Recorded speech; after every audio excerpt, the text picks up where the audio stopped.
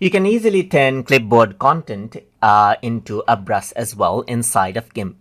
So to do that, I'm going to go around and open out a file right here. So let's just go around and open out this hills file right here. And let's say what I want to do is I want to turn this, let's say, bush into a brush. So I'm just going to go around over here onto fuzzy select tool right here. And then I'm simply going to select this bush right here. So once I do that, I'm going to press Ctrl C over here on my keyboard, and you can see that over here, there's the brush right here.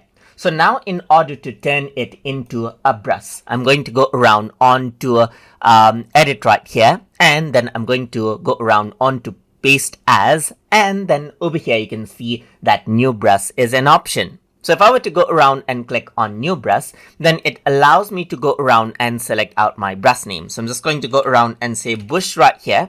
So once I do that, I'm going to save file name as my bush one, and I'm going to bring down the spacing to, let's say, for example, 5 right here, just like this, and press OK. And you can see that a bush is here, just like this.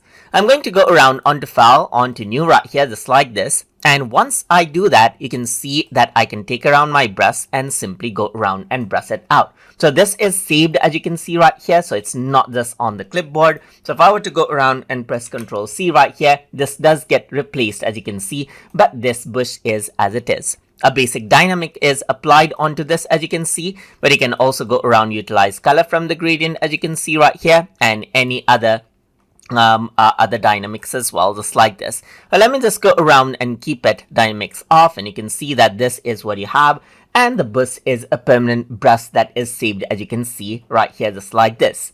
And that is how you can make brush from clipboard content inside of GIMP. So I hope you guys learned something as always, and as always, please like, comment, share, and subscribe.